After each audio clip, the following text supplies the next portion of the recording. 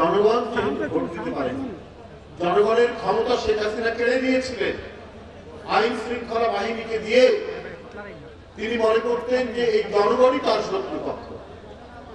সুতরাং এখন পরিবর্তিত পরিস্থিতিতে ডক্টর মোহাম্মদ ইউনূসের সরকার, এই সরকারকে সমস্ত গণতান্ত্রিক রাজনৈতিক দল সমর্থন দিয়েছে। আমরা প্রত্যাশা করি এই সরকার জনগণের ক্ষমতা আগে জনগণকে ফিরিয়ে দিবে জাতীয় সংসদের নির্বাচনের মধ্যে। জাতীয় সংসদ নির্বাচনের মধ্যে রাজনৈতিক দল নির্বাচন করবে, এলাকায় এলাকায় সংসদ সদস্য প্রার্থী দিবে এবং যাদেরকে খুশি জনগণ তাদেরকে ভোট দিয়ে যে দল বেশি সিট পাবে, আসন পাবে, তারা সরকার গঠন করবে। এটা শেখ হাসিনা 17 বছর হতে দেয়নি। সুতরাং জনগণের কাছে জনগণের ক্ষমতা ফিরিয়ে দিয়ে অবাধ সুষ্ঠু নির্বাচনের দায়িত্ব পালন করা হচ্ছে, মানে ডক্টর ইউনূস সাহেবের সরকারের প্রধান দায়িত্ব। এখানে স্থানীয় সরকার নির্বাচন আগে করার কারণটা কি আমি জানি।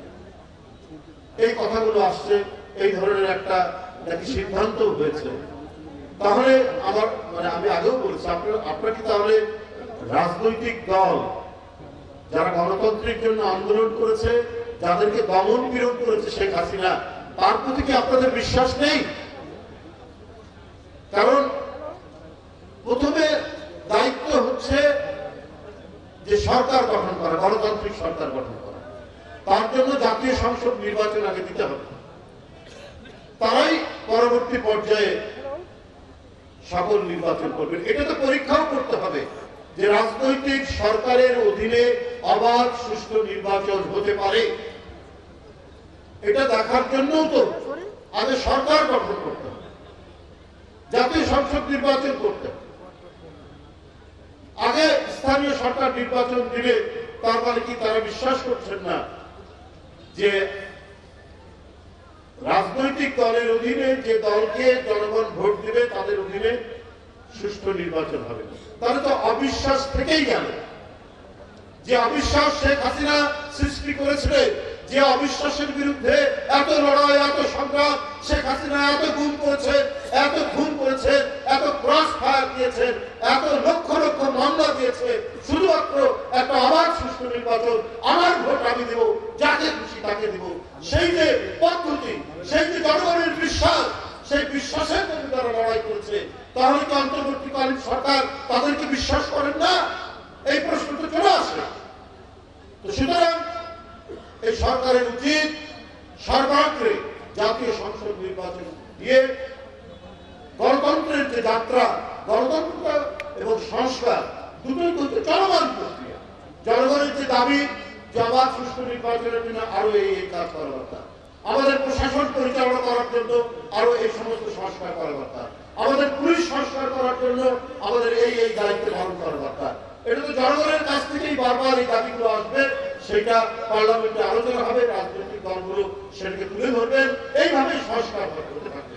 যুগ যুগ ধরে বিভিন্ন দেশে যেখানে গণতন্ত্র অত্যন্ত শক্তিশালী, সেই শক্তিশালী এইভাবেই সংস্কার হয়েছে। তো সেই পথ অবলম্বন না করে অন্য পথ দিয়ে গেলে পরে আবার ঘুরে ফিরে দেখবেন যে ফ্যাসিবাদ মাথা তুলে দাঁড়ানোর চেষ্টা করবে, মাথা চাড়া দেবে এবং নানা কথাবার্তা সেখানে হবে। আজকে ব্যাংক লুট করেছেন $16 বিলিয়ন, তাহলে কি তাদেরই প্রত্যাবর্তন চান আপনারা? 28 লক্ষ কোটি টাকা যদি আমি $16 বিলিয়ন কনভার্ট করি, প্রায় 28-27 লক্ষ কোটি টাকা বাংলাদেশ থেকে পাচার হয়েছে। সকলের করতালি মাধ্যমে স্বাগত জানাই। ম্যাকডাবাসী ম্যাকডা বিপি দ্বিভাষী সম্মেলনের সামরিক সম্মেলন কুমিল্লা বিভাগ বৃহত্তর কুমিল্লা উত্তর দক্ষিণ চাঁদপুর চেয়ারম্যান আমাদের হোমনা মেন্টর আগামী দিনের বিএনপি কান্ডারি আমাদের ঢাকা শরীফ রয়েছে। আপনারা সামনে নির্দেশনা বক্তব্য রাখবেন। আমরা ভারপ্রাপ্ত আহ্বায়ক জনাব আব্দুল ওদুদ মুন্সি চেয়ারম্যান সফল করার জন্য এক প্রান্ত থেকে অন্য প্রান্ত, সেই রাজশাহী পরের দিন মিছিল করেছেন আবার নির্বাচিত সভাপতি জনাব অ্যাডভোকেট রুহুল তাকমিয়া মঞ্চে আছেন কুমিল্লা উত্তর জেলা বিএনপির কারণ সে জীবনের দৃষ্টিতে এই আন্দোলনের সময় এক জায়গা থেকে আরেক জায়গায় ওনাকে নিয়ে গিয়েছে আপনার সম্পাদক এবং তিনিও কঠোর পরিশ্রম করেছেন এই বিগত আন্দোলনে। রাশেদ ভাই এখানে ওনার তো সময় নেই, কিন্তু তারপর ওনার কাছে যে আমাদের এই রাস্তাটির জন্য সময় দিয়েছিলেন আমাদের ওনাকে আবার চলে যেতে হবে।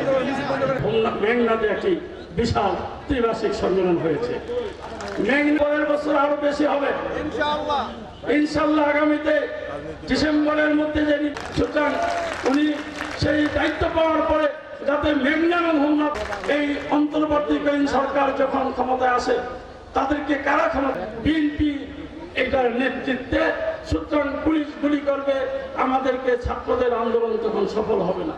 সেজন্য আমার নেতার নির্দেশ মোতাবেক আমরা পিছন থেকে কাজ করেছি, যেটা সেদিন হোমনাতে বলেছিলাম। আবু এরা মিছিলের অগ্রভাগে ছিল যুবদল ছাত্রদলের সাবেক নেতারা, তাদেরকে পিছনে থাকতে বলেন। তখন আমরা আবার এরকম ভাবে সারা দেশে নির্দেশ দিয়েছিল পিছনে এনেছে, সেটা নিয়ে কোনো কালক্ষেপণ করা যাবে না। এখনই নির্বাচনের ঘোষণা আমরা চাই।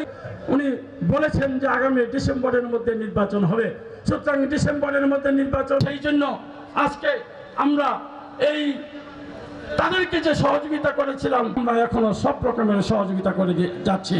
সুতরাং কোনো ষড়যন্ত্র আর নাই, ষড়যন্ত্র করে কোনো লাভ হবে না। সেই নির্বাচনে বিএনপি ইনশাল্লাহ করে আমরা বলেছি নারীদেরকে আর মাথায় ওই কোদাল দিয়ে মাটি একটা দুগ্ধপুষ্ট সন্তানকে মা কোলে নিয়ে যে কাজগুলি করে সেই কাজগুলি জনগণের পাশে দাঁড়িয়েছে। এই জন্য এইটাই হলো শহীদ প্রেসিডেন্ট জিয়াউর, এটাই হলো তারেক রহমানের দল, এটাই হলো দেশের জনগণ। নামাজের বিরতির পরে এখানে চ্যানেল আই, সেরা কণ্ঠ এবং বিভিন্ন চ্যানেলের রেটিং অনুষ্ঠান হবে। 4টা থেকে 4:30টার দিকে আমরা কাউন্সিলের কাজটা এখানে আবার আরম্ভ করব। প্রয়োজন নাই, জননেতা জনাব অ্যাডভোকেট রুহুল কবির রিজভী।